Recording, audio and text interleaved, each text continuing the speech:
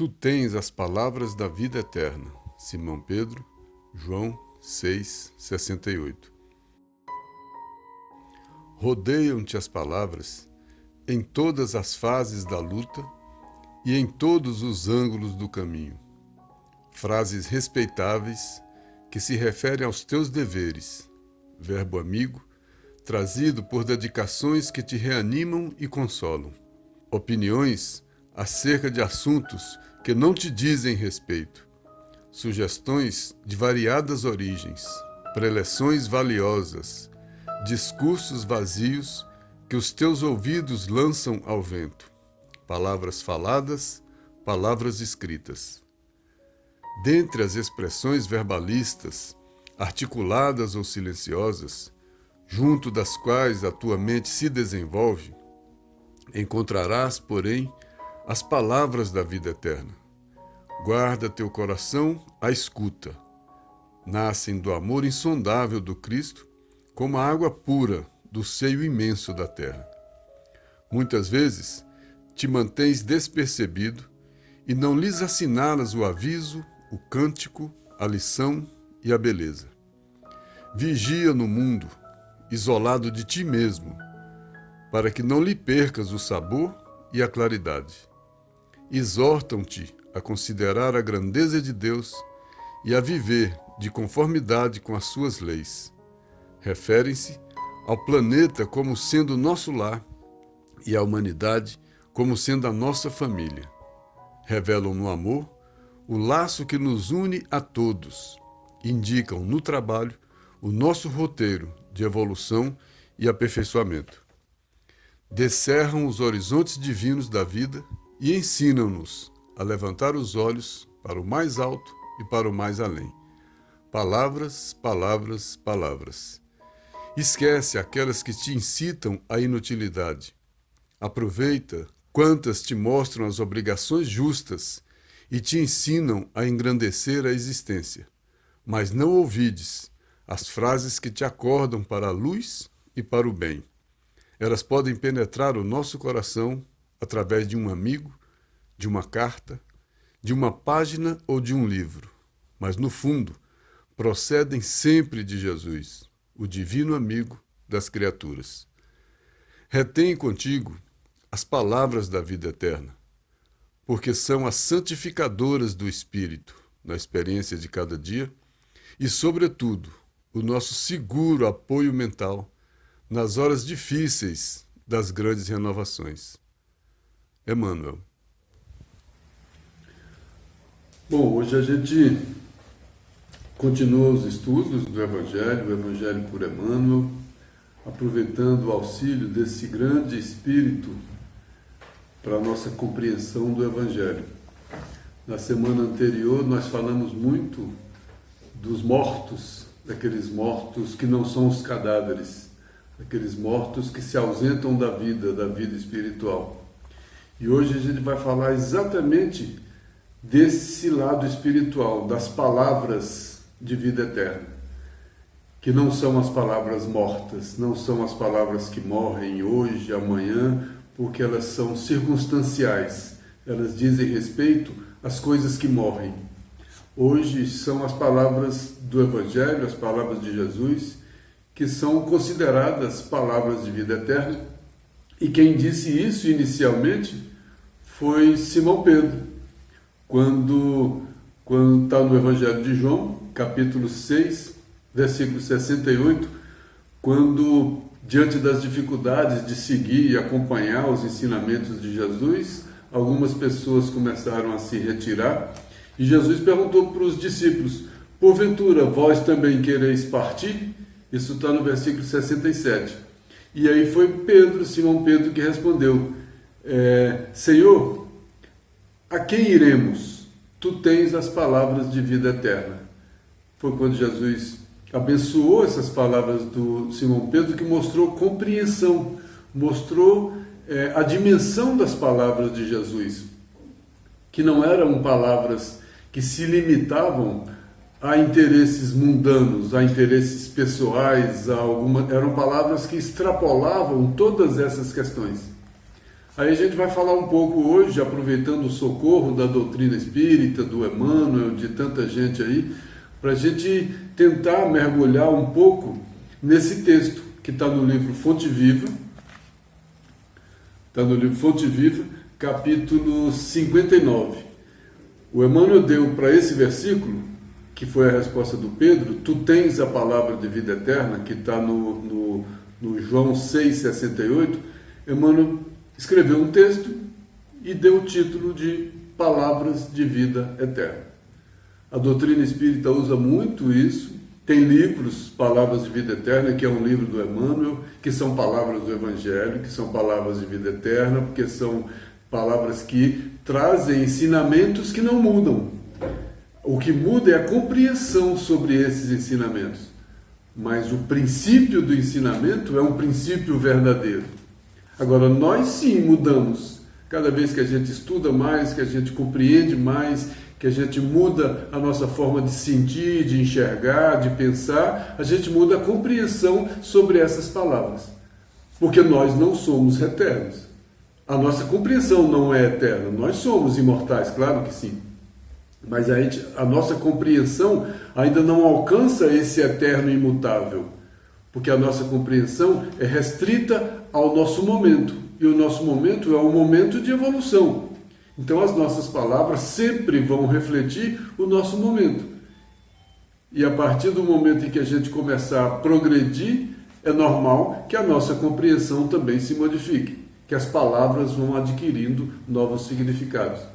Bom, mas o primeiro parágrafo do texto de hoje, Emmanuel diz o seguinte: rodeiam-te as palavras. A gente está em volta, né? No meio das palavras. As palavras são dos maiores instrumentos de expressão do espírito. É claro que o espírito se expressa de várias formas. Na música, na literatura, no andar, no olhar, várias formas são formas de expressão do espírito. Mas a palavra é das maiores, das mais utilizadas, né? E Emmanuel está dizendo que a gente vive rodeado de palavras, no meio de palavras, de todas as palavras, de todos os tipos de palavras.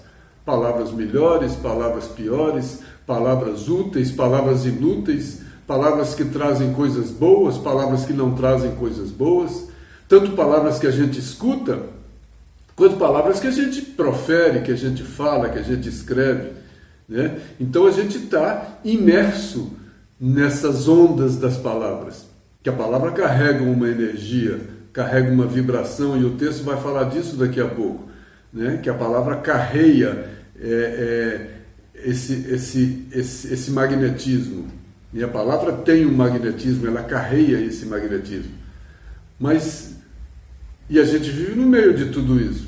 Mas deixa Emmanuel dizer, inicialmente, que rodeiam-te as palavras, em todas as fases da luta e em todos os ângulos do caminho.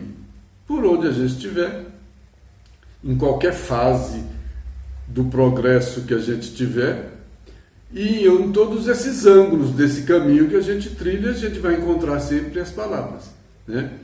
Aí ele diz, a gente vai encontrar frases respeitáveis, né, que falam dos nossos deveres, o verbo amigo, né, que consola, as opiniões acerca de todo tipo de assunto, às vezes opiniões que a gente nem nos dizem respeito. A maioria das opiniões nem nos dizem respeito, a gente sai vendo opiniões, as pessoas emitindo opiniões sobre tudo e sobre todos. A maioria são opiniões que são opiniões e nem nos dizem respeito. E tem gente que acha que tudo que acontece ele tem que dar a opinião dele, né? Sugestões de todo tipo, preleções, discursos, né, vazios ou não, palavras faladas e palavras escritas. Palavras. Mas aí, como a gente vai falar de palavra, eu resolvi pegar algumas coisas de alguns autores espirituais que vão começar a aprofundar nesse conteúdo, sem trazer definição, mas que a gente vai aprofundar nesse conteúdo de palavras. Que a gente vai falar de palavras que têm vida eterna, palavras que não se modificam, né? Mas antes, pelas palavras. A Joana de Ângeles, no livro O Homem Integral, olha o que ela diz, que legal. A palavra é um símbolo que veste a ideia. Eu tenho uma ideia, eu posso ser um poliglota e eu posso expressar essa minha ideia em várias línguas, ou falando ou escrevendo, mas a ideia é uma. A ideia traz o pensamento e o sentimento. Uma ideia boa, uma ideia ruim, um sentimento bom, um sentimento ruim, e eu expresso essa ideia através das palavras. Então, para começar, a gente já não vê, pela leitura da Joana de Ângeles, a gente já não pode olhar para as palavras de maneira absoluta, porque elas não são absolutas. Elas vestem uma ideia, elas representam uma roupagem para a ideia. Às vezes elas expressam melhor ou expressam pior essa ideia, mas elas vestem uma ideia de várias formas. Mas tem mais. No livro Contos e Apólogos, do Chico e o Irmão X, que é Humberto de Campos, Humberto de Campos diz: o verbo é a projeção do pensamento do Criador. Ele já começa a trazer esse verbo, que era Jesus, o verbo de Deus, né? Que a gente nem vai entrar numa discussão a respeito disso, porque existe essa discussão, né? Mas Jesus, como verbo divino, ele trazia essa palavra, porque ele compreendia, ele estava em comunhão com o Pai. Ele tinha o sentimento do Pai. E como ele captava esse sentimento, que é esse amor, que é a força divina do universo, ele conseguia transmitir esse sentimento, conseguia transmitir essa ideia, esse amor, através das palavras, né? Então ele é a projeção do pensamento do Criador. Jesus era a projeção correta do pensamento do Criador. As minhas palavras são a projeção distorcida do pensamento do Criador. Por que as minhas palavras são a expressão distorcida do pensamento do Criador? Porque a minha presença na ideia interfere. Eu não sou isento. Lembra o Sermão do Monte? Bem-aventurados os puros, porque verão a Deus. Então vai ver a Deus quando tiver com o coração puro. Quando o coração estiver puro, o que vai estar o que não vai estar no coração? Não vai estar o orgulho, não vai estar a vaidade, não vai estar o egoísmo, não vão estar meus interesses. Um monte de coisa já vai ter saído desse coração. Como essas coisas que interferem, que alteram, que adulteram esse pensamento do Criador, eu vou aprendendo a deixar de refletir a mim mesmo para refletir essa palavra verdadeira. Eu estou aqui para aprender, num processo de aperfeiçoamento, a refletir os ensinamentos de Jesus. Mas eu não consigo refletir os ensinamentos de Jesus, porque as minhas imperfeições não permitem. Aí eu reflito em tudo que eu falo, em tudo que eu faço, as minhas próprias imperfeições. Então, o meu verbo não é a palavra de vida eterna. O meu verbo é a palavra da imperfeição. O verbo de todos nós imperfeitos é o verbo da imperfeição. E por que alguns de nós achamos que temos a verdade absoluta a respeito das coisas se a nossa palavra não é perfeita? Por que eu vou brigar, bater, matar, com intransigência, se o meu verbo não é perfeito? Não é melhor a gente compreender uns aos outros, amando uns aos outros? Essa foi a orientação do Cristo. Porque a gente vai modificando o sentimento, purificando esse coração, para começar a refletir melhor as palavras que o Cristo trouxe, que a gente não consegue refletir. É preciso que a gente se diminua para que o Cristo cresça. né? Diminua a presença dos meus desejos, das minhas imperfeições, naquilo que eu falo, naquilo que eu ouço, em todas as formas de manifestação do Espírito. Em todas as formas nas quais eu me manifesto, eu não manifesto a divindade. Eu não manifesto os ensinamentos de Jesus. Porque eu não tenho eles gravados em meu pensamento e em meu sentimento. Eu tenho gravado em mim o meu estado e o meu estágio evolutivo. Por isso eu expresso as minhas imperfeições. Em tudo que eu falo, em tudo que eu faço. Por isso que a gente pode escolher as palavras que a gente quer ouvir. As palavras da imperfeição ou as palavras de vida eterna, proferidas por Jesus, que estava em sintonia e em comunhão com o Pai. Eu e o Pai somos um. Por isso que ele conseguia projetar o pensamento do Criador, que as palavras dele do Evangelho são a projeção do pensamento do Criador, porque ele conseguia fazer isso como Espírito puro. E nós só projetamos a nós mesmos. Basta ver, deixar cada um falar, que a gente vê claramente a intenção de cada um naquilo que ele fala. Então não é alguém isento, não é alguém que está limpo, puro de coração. As palavras vêm cheias de veneno, de interesses, de roupas do sentimento, da minha ideia, e que eu coloco palavras às vezes mais bonitas, isso ou aquilo, mas a gente nem vai ficar demais por aí, senão o tempo passa e a gente não consegue chegar no final do texto. Também no livro Dicionário da Alma, Chico e Espíritos Diversos, tem um texto muito legal. É tipo uma poesia, mas fala também da condição da palavra. A palavra é dom sagrado, é um dom sagrado porque é uma forma de expressão do Espírito. É uma forma pela qual eu consigo me expressar. Eu consigo dizer o que eu estou sentindo, eu consigo dizer quem eu sou, eu consigo dizer o que eu quero, eu consigo dizer um monte de coisa, mas enquanto eu consigo dizer tudo isso, eu digo também quem eu sou.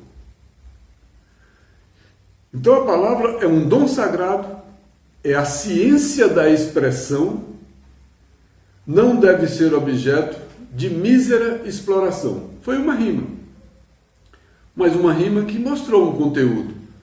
A palavra é um dom sagrado, é uma ciência, né, que pela palavra as pessoas se expressam, os espíritos expressam, as almas se expressam, mas não deve ser objeto, essa expressão não deve ser objeto de mísera exploração, de uns pelos outros, pelos interesses, etc. Agora vamos no livro Seara dos Médiuns, Chico e Emmanuel. Olha como ele traz isso de maneira tão prática e profunda para a gente. Ele começa dizendo: veículo magnético, a palavra dessa maneira é sempre fator indutivo na origem de toda a realização. Ele falou que a palavra é veículo magnético. Então a palavra não traz só o que está escrito. A palavra não traz só a letra. Se ela é veículo magnético, ela não traz só o som da sílaba. Ela traz também o magnetismo. Se ela não traz só o som da letra, traz também o magnetismo. Eu entendo o que Paulo falou. A letra mata, o espírito vivifica. Então, de que maneira eu vou ler ou ouvir as palavras do Evangelho? Pela letra que mata? Ou eu vou tentar compreender o Evangelho também por um magnetismo que a palavra é o veículo? Aí eu entendo por que o Evangelho já foi escrito numa língua, traduzido para outra, já passou pelo latim, já passou pelo grego, já passou por várias formas, passou por várias roupas. A palavra não é o símbolo que veste a ideia. Então eu não tenho problema se o Evangelho, as palavras de Jesus, essas palavras passaram por várias línguas, vestiram várias roupas, mas para expressar uma ideia. E essa ideia tem um magnetismo, porque foi o magnetismo de Jesus. Então as palavras de Jesus preservam esse magnetismo, porque o magnetismo não é da letra, é da ideia, é do sentimento, e Jesus era amor, em comunhão com o amor do Pai. Então a palavra dele carreava, porque era um veículo, e é um veículo. Aí a gente entende por que essas palavras chegaram até hoje. Porque elas chegaram trazidas por esse veículo do magnetismo. Não foi só pela letra. Porque quem tentou compreender o Evangelho só pela letra, não compreendeu, virou um intelectualoide do estudo evangélico.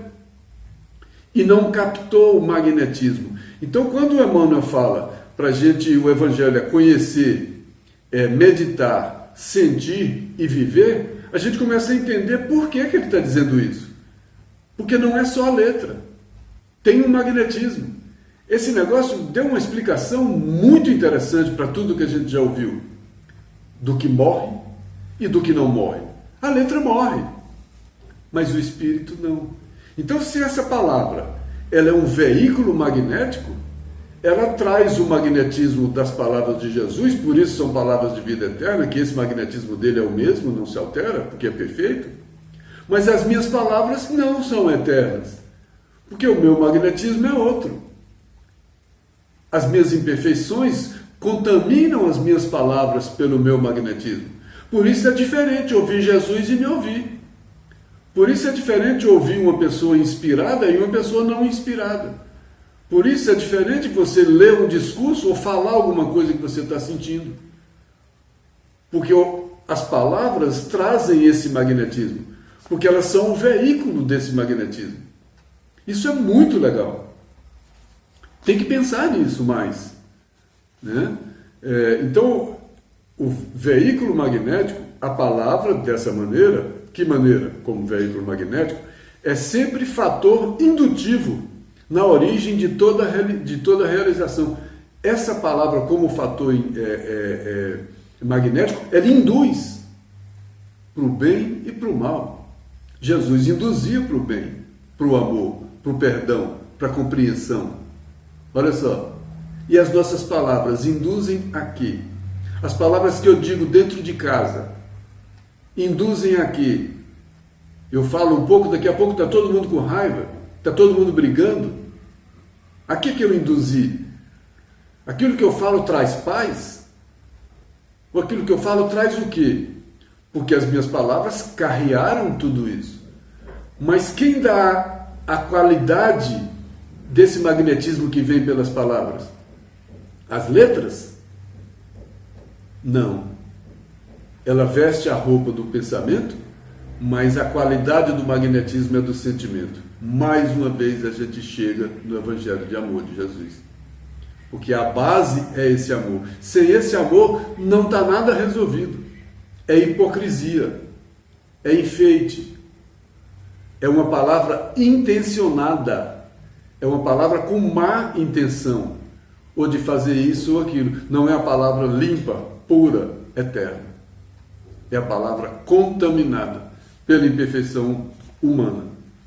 Aí ele diz, nesse mesmo texto, na Seara dos Médiuns, eu achei lindo, veículo magnético. A palavra é um veículo magnético, que é um fator indutivo na origem de toda realização.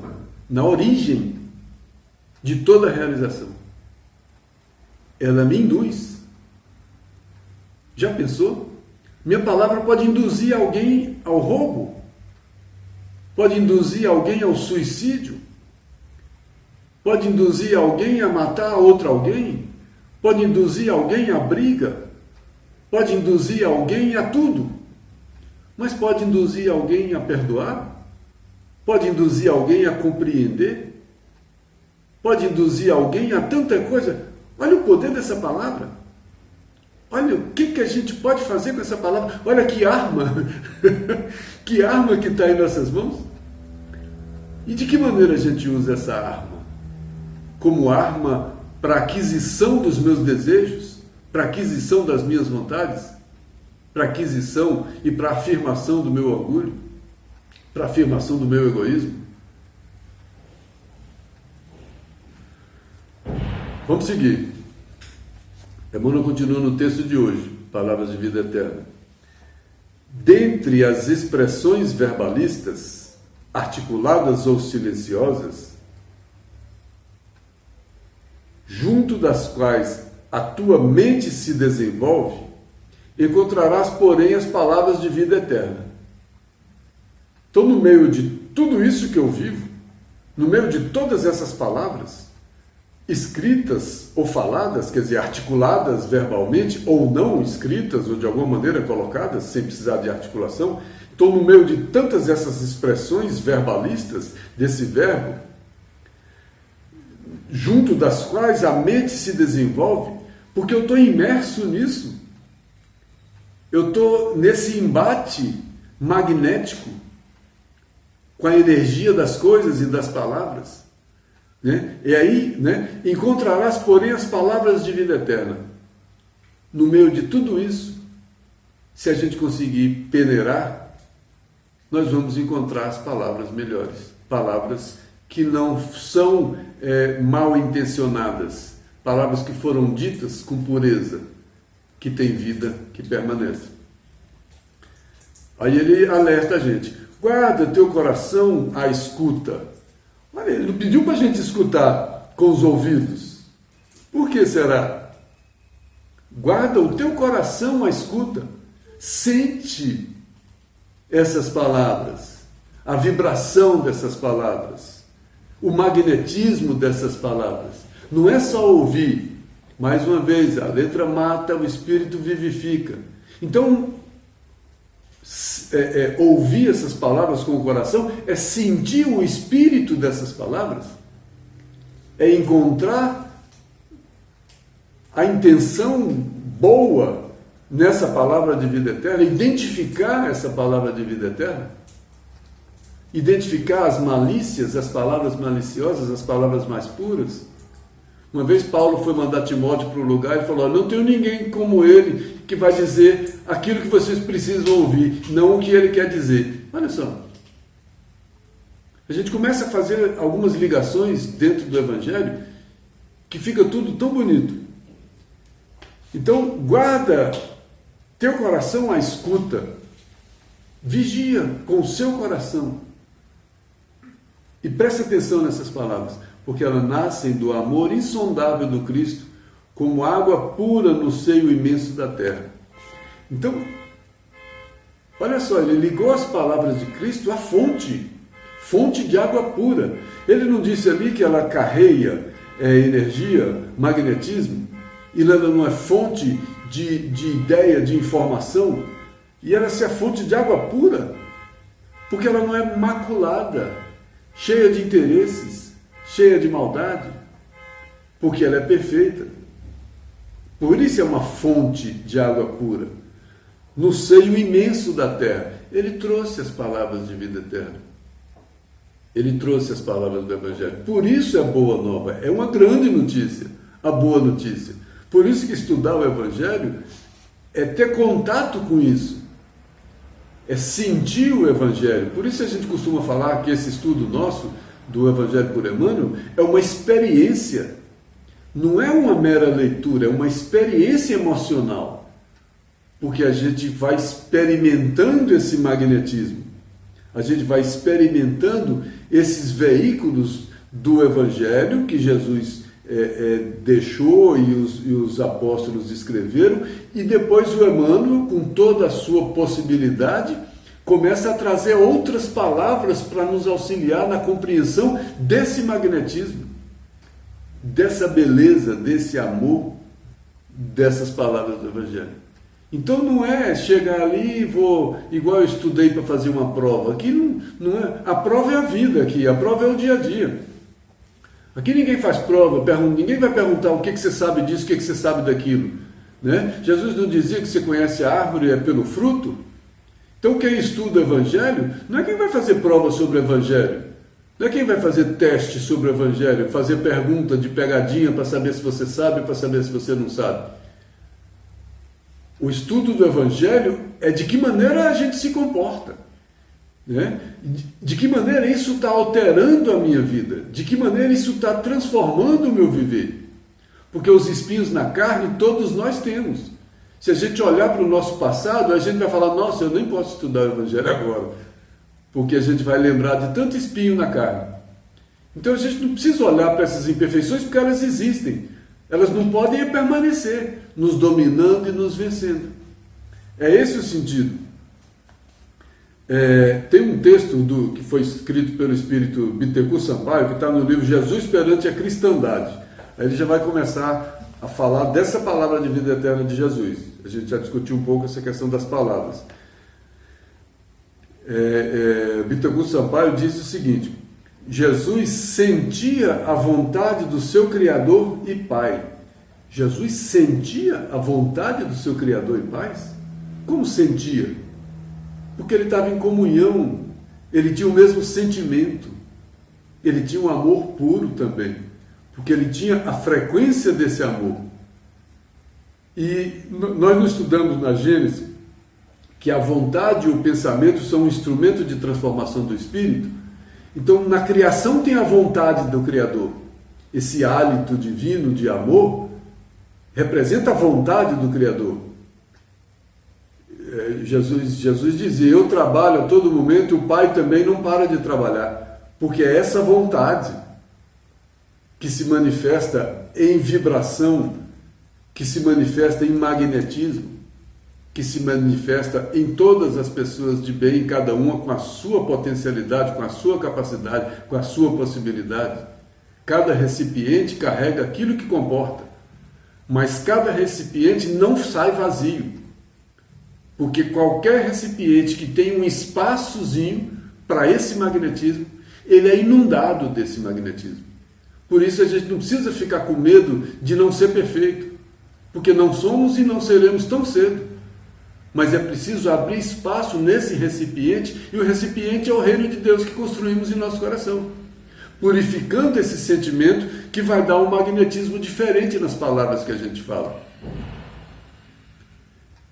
É importante que a gente hoje, que as nossas palavras não sejam as mesmas que a gente falava 10 anos atrás, com a mesma dureza, com a mesma maledicência, com a mesma maldade, com o mesmo ciúme. É importante que a gente vá se transformando por dentro, porque à medida que a gente cada um vai se transformando por dentro, a expressão de cada um vai se transformando. Porque a palavra não é a expressão de cada um. Se eu não mudo cada um, eu vou continuar me expressando da mesma forma. Não adianta eu querer mudar a expressão. Eu tenho que mudar aquilo que eu expresso. E aquilo que eu expresso está dentro de mim, está nesse reino de Deus. Por isso que é ali o reino de Deus. Por isso que é no coração. Porque eu preciso mudar a fonte da expressão. E a fonte da expressão é o sentimento. E Jesus tinha a fonte da expressão perfeita, porque ele estava em comunhão com o Pai. Por isso, ele em comunhão com o Pai, ele entendia pelo sentir qual era essa vontade do Pai. Não vontade de alguém, de uma pessoa. Né? Jesus sentia a vontade do seu Criador e Pai e era, pela palavra, o transmissor dessa vontade perante toda a natureza. Jesus, guia, modelo, caminho, verdade e vida. Pela palavra, era o transmissor dessa vontade. Na sua palavra só tinha esse amor, só tinha essa intenção de ajudar, de compreender, porque tudo que ele manifestava esse estágio, ele manifestava essa condição, ele manifestava esse magnetismo. Por isso que Madalena ouviu uma vez e se encantou. Não adianta a gente achar que se encantou com isso ou com aquilo, mas a palavra não era o veículo desse magnetismo. Quando esse veículo trouxe esse magnetismo de amor, encantava mesmo. Quem ouvia ficava encantado. A história mostra. Todos os que ouviram Jesus ficavam encantados com a sua palavra. Será que era com as letras? Será que tinha beleza nas letras? Ou tinha uma musicalidade diferente? ou tinha um magnetismo diferente, porque tinha verdade, porque tinha sentimento puro. Olha um falso falando com a gente, quando a gente vê que o cara está com a intenção de fazer uma coisa e está falando para a gente outra. Olha a palavra dele como soa para a gente. Nós compreendemos perfeitamente. Imagina alguém falando com Jesus. Não é?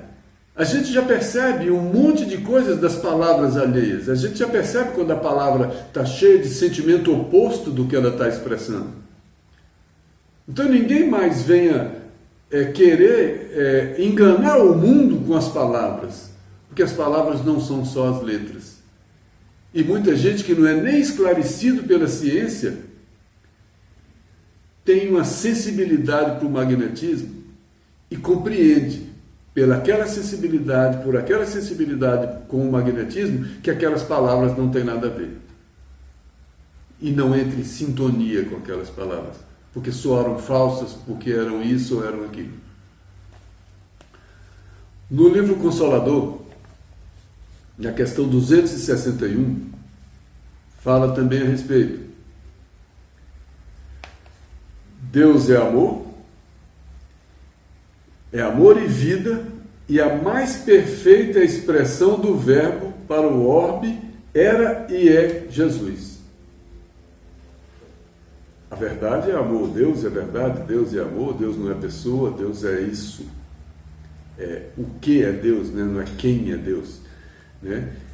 Esse amor, esse magnetismo, essa força divina, fluídica do universo, que está imanente, que está em tudo, que está em todos, né? que é preciso que a gente consiga nos construir a partir dessa força. Tem alguém que foi a mais perfeita expressão, foi Jesus. Porque foi quem conseguiu expressar esse amor de maneira mais próxima, mais perfeita. Porque eu não consigo expressar esse amor. Porque eu não sinto esse amor. Porque ele não existe em mim. Essa é a transformação que eu preciso. Aos poucos eu vou me modificando e vou expressando melhor esse amor. É como se fôssemos, no mundo espiritual, crianças que não soubessem falar, que balbuciassem, e de repente começassem a aprender a falar. Quem começa a estudar o Evangelho, começa a aprender a falar. Palavras úteis. Lembra do Humberto de Campos, no livro Boa Nova, no prefácio? Não mais escrevo para agradar, hoje eu escrevo com proveito. Ele não mais escreve, que são palavras, para agradar, com intenção de vender livro, não, hoje é com proveito. Faz bem, é bom, é verdade, é útil. Se não for, não adianta. O que mudou? As palavras são as mesmas, tanto que as pessoas que leram os livros dele falam, nossa, esse aqui é Humberto de Campos. Por quê? Porque as palavras eram as mesmas, mas tinha um novo sentido, um novo magnetismo. É disso que ele está falando aqui. Então Jesus era a mais perfeita expressão do verbo para o orbe, para o planeta. E ele continua. Visível ou oculto, o verbo é o traço da luz divina. Visível ou oculto, o verbo que está... A letra está visível, mas esse magnetismo está oculto. Então esse verbo, visível ou oculto, ele é o traço da luz divina em todas as coisas e em todos os seres, nas mais variadas condições do processo de aperfeiçoamento. Então, o processo de aperfeiçoamento de cada um é a cada dia usar palavras melhores, mais úteis, mais verdadeiras, que traduzam cada vez mais esse sentimento de amor, essa pureza de coração, essa pureza de alma. Aí cada um de nós basta dar uma olhadinha que a gente vê o tanto que a gente está longe. O tanto que a gente ainda fala para agradar, ou desagradar, ou para implicar, ou para bajular, ou para isso, ou para aquilo. Sempre tem um para alguma coisa. E esse para alguma coisa nunca é o mais puro, nunca é o mais verdadeiro, nunca reflete Jesus, nunca reflete o Pai. Voltando para o texto, o Emmanuel diz: muitas vezes te mantém despercebido e não lhes assinala o aviso, o cântico, a lição e a beleza. Muitas vezes te mantém despercebido. Quando eu estou despercebido? Quando eu não estou atento ao espírito da letra, das palavras. Quando eu estou atento só às letras. Aí eu não percebo o magnetismo da palavra. Aí eu não... Como é que eu vou ter ouvido de ouvir e olhos de ver se eu estou capenga? Se eu não estou vendo completamente, eu estou vendo parcialmente? Uma palavra que carreia, que é um veículo de magnetismo, e eu só vejo as letras, eu não vi as palavras, eu não ouvi a palavra. Por isso Jesus diz: ouvem e não olham e não veem, escutam e não ouvem. Porque a gente escuta essa palavra de vida eterna há quanto tempo? E em algum momento só que ela começa a tocar a gente. Quando é que essas palavras do Evangelho, a boa nova de Jesus, começa a tocar o coração de alguém? Quando começa a fazer essa sintonia com esse magnetismo. Aí a palavra começa a adquirir um novo significado. E esse estudo que a gente faz do Evangelho é buscar esse significado. Não é buscar meramente as palavras, né? É não ficar despercebido. Perceber o conteúdo do que ela carreia, esse conteúdo magnético que essa palavra carreia, do mal e do bem, né? Quando a gente está despercebido, a gente não olha, não percebe, não lhes assinala o aviso, o cântico, a lição e a beleza. A gente não vê o amor de Deus nas coisas, nas palavras, nem no Evangelho. Ele parece uma coisa comum. Amai-vos uns aos outros. Uma frase. Mas se a gente começar a entrar no que isso significa, na vibração disso, né, no magnetismo disso, a gente começa a perceber uma onda diferente, uma musicalidade diferente, né? Aí a gente tem olhos de ver, ouvidos de ouvir. Aí, mais uma vez, toda hora a gente lembra disso, de Paulo aos Efésios, né? Desperta, ó tu que dormes, levanta-te dentre os mortos. O que é morto? O espírito vivifica, a letra mata. Então a letra é morta. Então, levanta-te dentre os mortos, sai da letra morta. O Cristo te esclarecerá. Ele não trouxe a palavra de vida eterna? Então é essa palavra de vida eterna que vai dar vida. As coisas são, né? Desperta, ó tu que dormes, está dormindo, está despercebido, não está vendo. Eu estou no mundo vendo só as coisas que morrem, só as coisas do mundo, as coisas que amanhã vão desintegrar, deixar de existir. E eu estou atento só a isso, eu vejo só isso, né? E o texto, o Emmanuel continua: vigia no mundo isolado de ti mesmo, para que lhes não perca o sabor e a claridade. Vigiar sempre foi um conselho da doutrina espírita, vigiar e orar. Vigiar no mundo, vigia na encarnação aqui, isolado de ti mesmo. Como isolado de ti mesmo? Diminua você, diminua o seu egoísmo, diminua para que o Cristo cresça. Se diminuir você, sai menos você nas suas palavras. E se o Cristo crescer, sai mais o Cristo nas suas palavras. Como sai o Cristo nas minhas palavras? Não sou mais eu quem vive, é o Cristo que vive em mim? Como o Cristo vivia no Paulo? Quando as suas palavras refletiam os ensinamentos do Cristo. Suas palavras não refletiam mais aquele ignorante, no sentido de mais bruto, de intransigente, de orgulhoso, que é ignorante no sentido de ignorar as letras, ele nunca foi. Que eu me diminua para que o Cristo cresça, para que não lhes perca o sabor e a claridade. Sabor e claridade está falando de quê? Sentidos. Ver, ouvir, Sabor é paladar, claridade é ver. Então, para que não me escape aos sentidos, eu preciso me isolar de mim mesmo para compreender o que tem de eterno, de vibração, de magnetismo nas palavras, para que não me escape os sentidos das coisas. Tem um sentido novo que vem nas palavras de vida eterna. É esse sentido que escapa a gente. E a gente fica lendo as letras que matam. Quando lemos as letras que matam? Porque esse sentido escapa. Porque a gente só está nos sentidos mundanos. Aquilo que eu quero. O magnetismo é um outro sentido.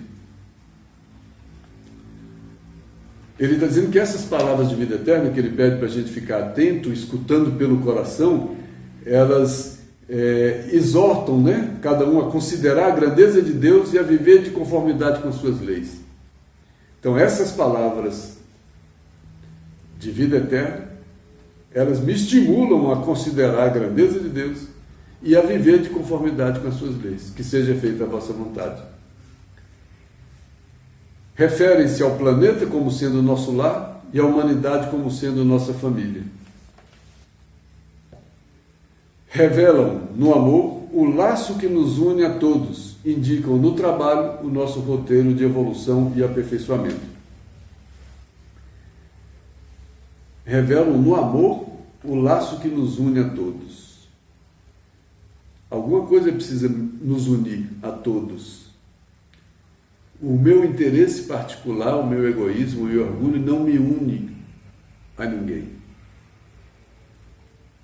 Outro dia eu vi agora, eu até lembrei agora, rapidamente, uma senhora dando uma declaração na TV, que escapou teve a Covid e não sei o que, na UTI, e eu vi uma foto de um netinho que tinha nascido, mostraram para ela lá, a enfermeira, ela disse que aquilo deu uma força para ela, que ela renasceu, até ali estava tudo bem, tudo bonito, a vida chegando, vida nova, um neto. Depois ela disse, porque nada para mim mais tem importância, só a minha família, hoje eu vivo para a minha família. Como vivo para a minha família? Não dá mais para eu viver somente para a minha família. É importante viver para a minha família. O problema é o somente. Não dá para viver somente por ela. Porque o laço do amor nos une a todos. Talvez há uns anos atrás eu até achasse bonito uma velhinha falar que só vive pela família. Mas hoje, não dá para viver só pela família. É importante viver pela família também, né? Mas só não, porque... E o laço que nos une a todos, né? E indicam no trabalho o nosso roteiro de evolução e aperfeiçoamento. É o trabalho que é o roteiro de evolução e aperfeiçoamento. Mas olha que coisa curiosa, voltando para o que a gente estudou outro dia. Quando fala o trabalho como roteiro de evolução e aperfeiçoamento, o que a gente pensa? No trabalho físico, no trabalho do escritório, no trabalho cotidiano, no trabalho do dia a dia. Mas esse é o trabalho do que morre. Esse é o trabalho das letras. Mas o outro trabalho do espírito, o livro A Gênese socorreu a gente outro dia. A vontade e o pensamento são para o espírito o que as mãos são para o corpo. Então o meu trabalho do espírito é o trabalho da vontade e do pensamento. Jesus não entendia a vontade do Criador. Ele estava trabalhando a vontade do Criador, que era o trabalho do espírito. E a gente usa a vontade para quê? A gente não usa a vontade, a gente usa o desejo daquilo que eu quero, daquilo que eu gosto, daquilo que me faz bem, daquilo que eu quero. Mas eu preciso usar uma vontade maior para usar esse pensamento para modificar esse sentimento. Aí eu estou trabalhando como roteiro de aperfeiçoamento.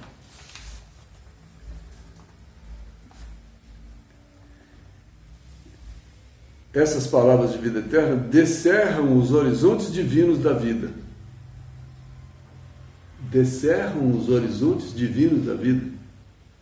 Minha vida está tão restrita se eu olhar só para as letras. E se eu olhar para uma palavra que não enxergar somente as letras, eu começar a enxergar o espírito da letra, eu começar a enxergar o espírito das coisas, os horizontes divinos das coisas vão ser ampliados, porque eu não vou enxergar só mais o que morre, eu vou enxergar o que permanece, eu vou enxergar outras coisas. Olha como a gente amplia a visão. E além de abrir novos horizontes, ensina a levantar os olhos para mais alto e mais além. O que é mais alto e mais além? Mais alto e mais longe? Mais alto e mais longe, além de mim. O egoísta não enxerga além dele, só enxerga o seu umbigo, que está dentro dele. É preciso sair do umbigo, olhar para frente, olhar para cima, olhar mais longe. Mais longe vai onde? Além da minha encarnação? Vai antes da minha encarnação? Depois da minha encarnação? O olhar curtinho só vai na minha personalidade, de quando eu nasci até quando eu vou morrer. É preciso olhar mais alto, mais profundo, mais sentimento e mais longe, né? Esse olhar dessa palavra de vida eterna traz isso para a gente. Aí ele diz, palavras, palavras, palavras, né? É como se estivesse falando veículo magnético, veículo magnético, veículo magnético. Para mim fez esse sentido agora, né? E ele conclui o texto: esquece aquelas palavras que te incitam à inutilidade. Não são palavras de vida eterna. Aproveita quantas te mostram as obrigações justas e te ensinam a engrandecer a existência. Olha que coisa sutil aqui.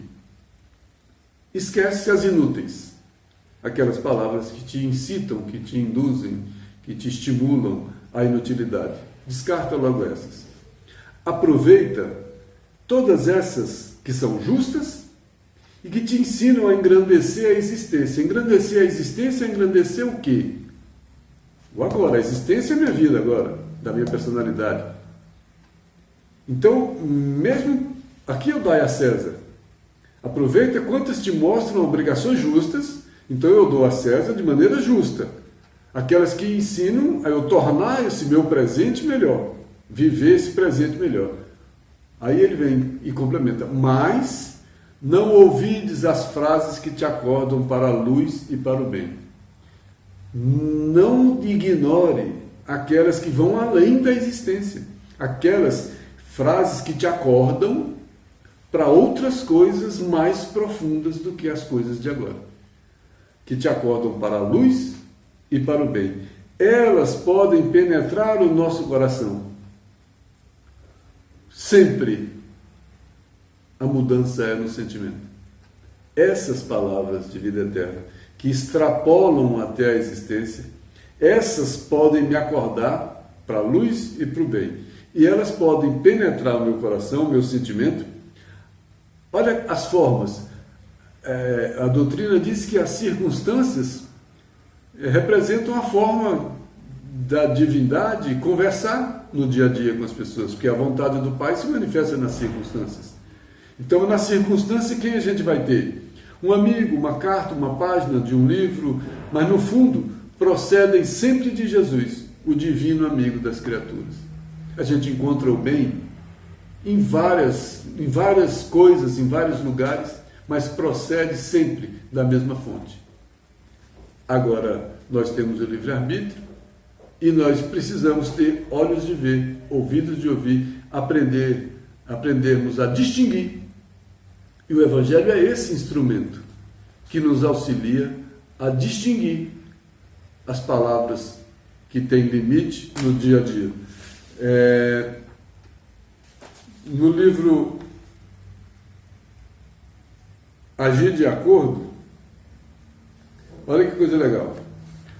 O intercâmbio dos dois mundos, visível e invisível, de maneira direta, objetiva esse reajustamento sentimental. Esse intercâmbio, essa facilidade do material com o espiritual de comunicar, manifestar, de maneira direta, tem um objetivo que ele fala aqui, ó, o reajustamento sentimental. transformar meu sentimento, reajustar, entender melhor a vontade do Pai, para que a luz divina se manifeste nas relações comuns dos homens. Muito legal.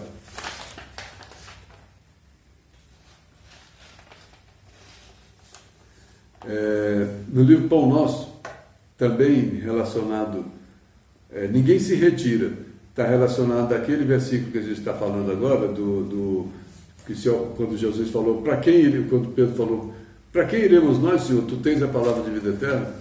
Um outro texto do livro Pão Nosso, capítulo 151, que Emmanuel deu o nome Ninguém se retira. É o que ele diz. É que o mundo permanece repleto de filósofos, de cientistas e reformadores de toda espécie, sem dúvida, respeitáveis pelas concepções humanas avançadas de que se fazem pregoeiros. Que legal! Ele respeita as palavras humanas. Dá a César o que é de César. Ele diz que o mundo está repleto de gente ligada à filosofia, à ciência, a reformadores de todas as coisas morais e etc., de toda espécie. Eles são respeitáveis pelas concepções humanas, não são concepções divinas. Por isso, as suas palavras não são de vida eterna. Mas são palavras respeitáveis, mas de concepções humanas, de que se fazem pregoeiros, porque eles pregam verdades humanas, não são palavras de vida eterna. Então ele está dizendo que pela ciência, pela filosofia, pelos reformadores, a gente vai caminhar bem, vai avançar. Mas vai avançar no mundo, porque não são palavras de vida eterna. E continua. Na maioria das situações, todavia, não passam de meros expositores de palavras transitórias, com reflexos e experiências efêmeras. A ciência, a palavra é transitória. A gente já viu isso outro dia, falando de verdade, né? A verdade da filosofia é uma verdade progressiva, né? Que a filosofia duvida e a cada dia vai buscando novas coisas, vai questionando, duvidando e avançando. A ciência da mesma forma. A ciência também é progressiva, porque ela vai estabelecendo conceitos, teses, e depois vai fazendo novas descobertas e vai avançando, vai modificando as palavras. Então a filosofia não traz palavra de vida eterna pela sua própria natureza. A ciência também não traz nada de vida eterna pela sua própria natureza. Tanto a ciência quanto a filosofia continuam buscando coisas novas, continuam estudando e modificam, né? Por isso as suas palavras são concepções humanas. São concepções boas, valorosas, ele falou, sem dúvida respeitáveis, mas são respeitáveis pelas concepções humanas.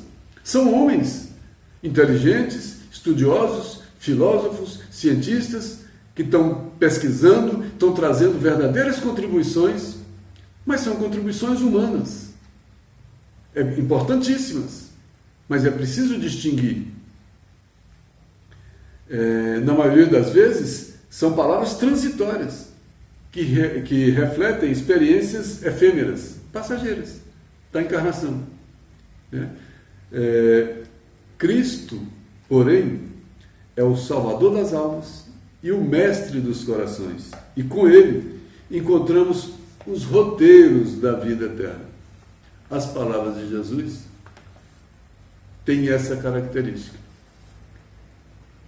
Do ponto de vista religioso, do ponto de vista espiritual, essas palavras trazem o ponto culminante de encontro de cada um consigo mesmo. É preciso que cada um aprofunde na compreensão e na leitura.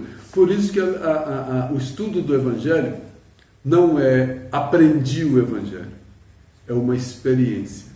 Porque cada um vai se aprofundando na leitura do Evangelho e vai encontrando um Cristo novo, vai encontrando um Jesus novo, vai encontrando um Deus novo. E esse Deus que a gente lê, e essa compreensão de Deus, e essa compreensão de Jesus que a gente tem com a leitura do Evangelho hoje, o limite não é deles, o limite é nosso. O limite é da nossa compreensão. Por isso é preciso aprofundar buscar espíritas amai-vos, espíritas instruídos, para a mudança do sentimento, para a mudança da compreensão, para a mudança do pensamento e do sentimento, e a gente atingir cada vez uma compreensão maior dessas palavras de vida eterna, dessa boa nova, dessa grande notícia que é caminho, verdade e vida, para a gente compreender esse roteiro. Mas não é o roteiro do tesouro do mundo, é um roteiro do tesouro maior, que é o tesouro do encontro de cada um com esse reino de Deus. Que Deus nos abençoe, que a gente reflita cada vez mais sobre as palavras que a gente vive imersos nela, palavras de todos, de quem nos cerca, de uma TV, de um noticiário, de um Facebook, de um Instagram, de uma rede social, todas as palavras, que a gente possa refletir nessas palavras. Que conteúdo elas trazem, né? Não ficar só na letra, tentar buscar o espírito dessas palavras. Quando Jesus fala nos falsos profetas, para a gente não olhar só as palavras que eles falam, mas olhar a sua conduta, por que será? Na palavra dele a gente tem a letra, na sua conduta a gente tem o fruto. E é preciso ver o fruto, porque o verdadeiro profeta traz na sua conduta. Quando Jesus disse, ide pelo mundo e pregai o Evangelho, ide pelo mundo, vivenciando essas palavras que eu falei, demonstrando como eu exemplifiquei. As palavras de Jesus não foram vazias, porque não foram só discursos, porque não foram conselhos. Se ele tivesse sido um sábio que tivesse vindo para dar conselho, ficasse lá no seu palácio, ficasse lá no seu conforto, dando conselho para todo mundo, não sei se seriam palavras de vida eterna, mas ele exemplificou, ele viveu e demonstrou como viver cada uma dessas palavras. E é preciso a gente dar sentido a essas palavras, ampliar o nosso sentido, ampliar a nossa compreensão. E aí a gente vai ver o fruto dessas palavras. E a gente vai lembrar de Paulo. A letra mata, o Espírito vivifica. Que nós possamos buscar o Espírito das palavras, o Espírito da vida, que é o Espírito de Deus. Que Deus nos abençoe. Até a próxima.